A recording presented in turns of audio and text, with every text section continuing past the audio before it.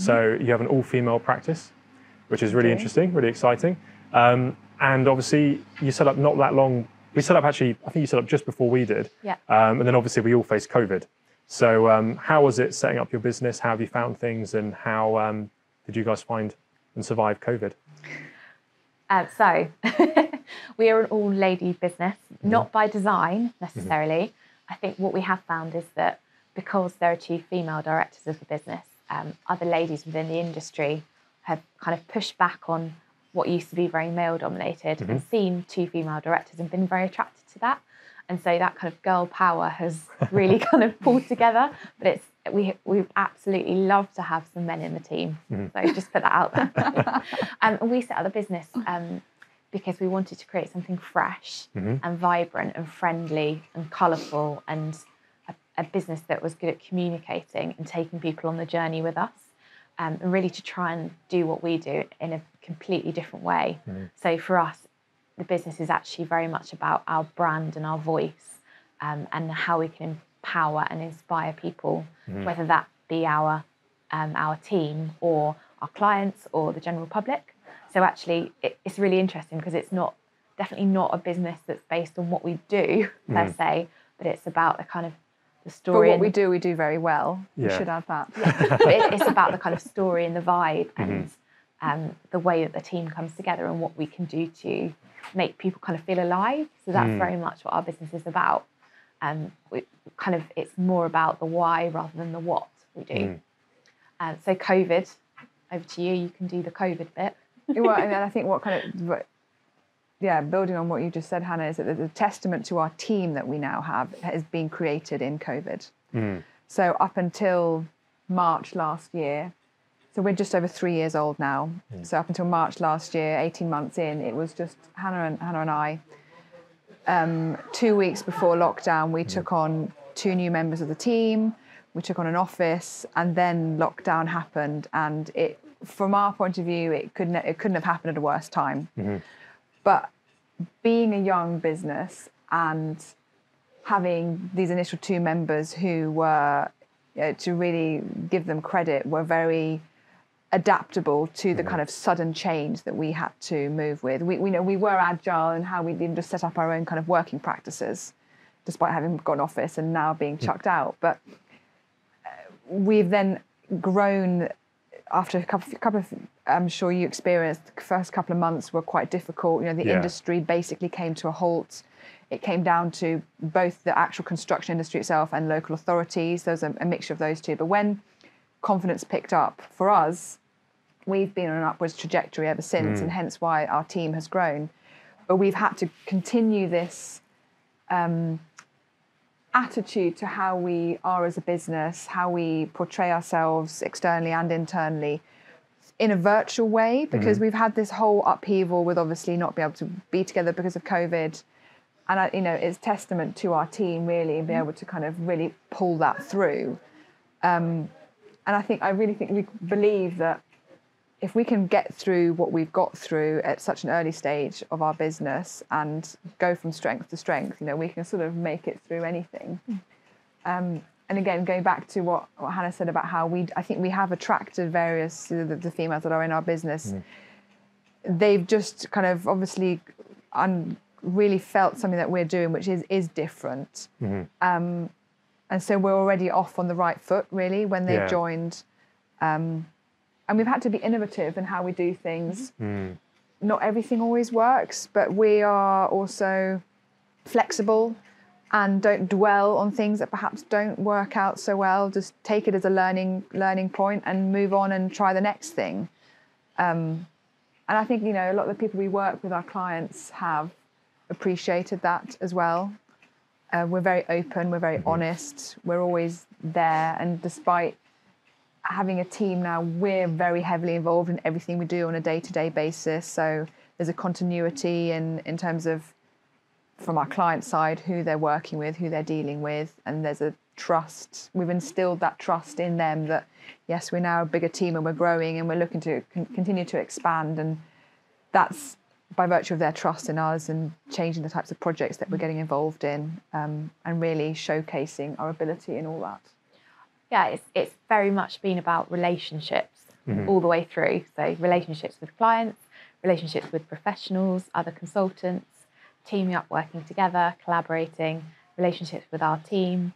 And I think actually being virtual has enhanced a lot of that. You know, we've made some great friends through things like business coaching sessions that were all online. And suddenly you feel like you know everything about that person because you've seen inside their house, you know what they've got in their kitchen.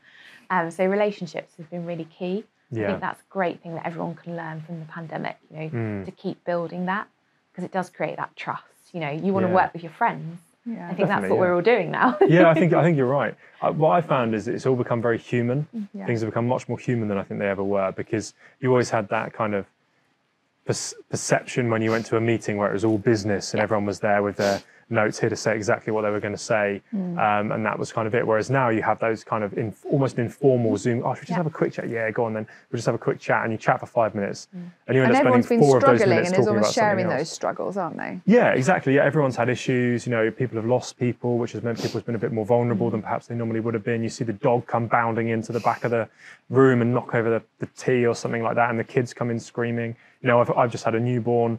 You know, quite often my wife comes in, oh, I'll take it, and I'm in the middle of a meeting and I end up stuck with a crying baby in the middle of the meeting going, oh no, you know, quickly putting on mute. But it really has changed the way we look at things. And I think you're right. It's more like you're working with friends now than I think perhaps it kind of ever was before, in a way, when it comes to sort of consultant teams and things. And people are much more open, which I think is really nice. And I hope that really continues. Yeah. Because I think it's... Yeah. One thing I've really loved is that normally, previously, say 3 years ago, if you asked somebody out to a networking event, they would always make sure that they were there. Like, I'll be there, because it's really important and we're doing business. But now you quite often get people saying, I'm really sorry, I can't come because it's my turn to look after the kids. Yeah. And it's just like that humanity is absolutely lovely. And I just always think that would never have happened 3 years ago. I agree. Because people would have looked down on you. Or there'd have been that perception of, oh, why are you not kind of putting your business first? Why are you putting your family first? That's it. And now we can do that. And we can kind of do business with levity and humour and like compassion, which is so much nicer. That's it, yeah. And I think something that we've always tried to do and play really hard on is also like celebrating both the little and the big things, and not just even celebrating our things within our business, but we'll happily celebrate and showcase other people and businesses, because I think there's nothing like lifting each other up in what we're doing. You know, if you want to work with friends and you want to kind of be in a sort of a joyful environment, why do we hold back on actually talking about what other people are achieving as well? And I don't think that's hindered our success and our ability to you know, whether it's, I don't think there's a problem in talking about what other people are doing, even if they're competitors of ours. Well, I agree. I think times have changed so much, you know, and again, partly because of COVID, it's kind of a bit more human and people are a bit more invested in one another than perhaps they would have been. Also, a lot more people have set up on their own. So whereas before you had a lot of big sort of quite more corporate companies, now you've got lots of small little companies with just a few people, you know, 1, 2, maybe 5 people, which I think by virtue are just more welcoming and more open in a way, because they don't have that kind of the pressures of a big kind of multidisciplinary, multi-corporate practice, which is really nice. And I think the other thing which has happened, especially for my practice, is 90% of our work is with other landscape practices and other people in the profession. And that's partly because, you know, we have skills, sort of newer technology skills that a lot of some of the older generation don't have, but also because there's such a shortage of people, we have to lean on each other a lot more. You know, and we found that really nice as being a new practice. You know, a couple of weeks ago, we were invited to a sort of big celebration for one of our partners, which is Tim Moore Associates. And they were really nice to invite all of us and our families down to a, you know, work party down in Cambridge. You know, and they bought us all dinner and everything and treated all of us. It wasn't just a case of saying, oh, why don't, you know, don't bring your family, just you come, like it kind of would have been in the past. And we got there and all their families were there, all the kids were there. They even had some previous employees that had left over COVID and all this type of thing come along, and they just had a really nice kind of get together.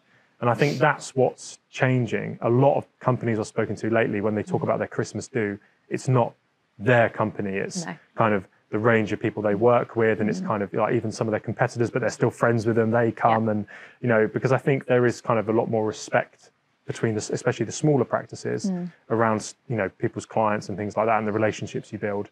And now, you know, we are looking to sort of lean on each other more and more because we have to, I think, as well.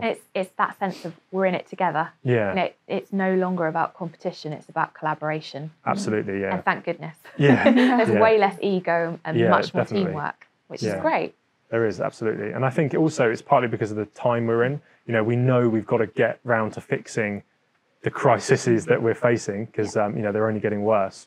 And if we don't work together and we don't push things forward, then, you know, it's much more difficult. I mean, we find it a lot with some of those we work with. We try and bring in the really heavy hitters that are very, very senior in their area into projects, even small projects, just to say, no, this is not the right way to do it, because they kind of have the authority to say it. Whereas I think before they wouldn't have really been involved because it's your project, you know. Whereas now it's kind of actually, we know what we should be doing, and there are some of these barriers in the way where developers might not want to do things, or there's restrictions in terms of policy. And actually, if you can bring these people in that were involved in writing some of that policy or whatever else, to sort of say, actually, no, that's not how we should be doing it. We should be doing it like this. People realise that, but they may not have the confidence to kind of do it because they've not come across it before. So it's kind of about opening those doors for each other as well and bringing people in. And, you know, some projects are also really big and you need a range of expertise and you need support. You can't do it by yourself, especially if you're a small business. So it's, you know, about identifying those opportunities and working together too. Comes back to balance again. Yeah, absolutely. Absolutely. Teamwork.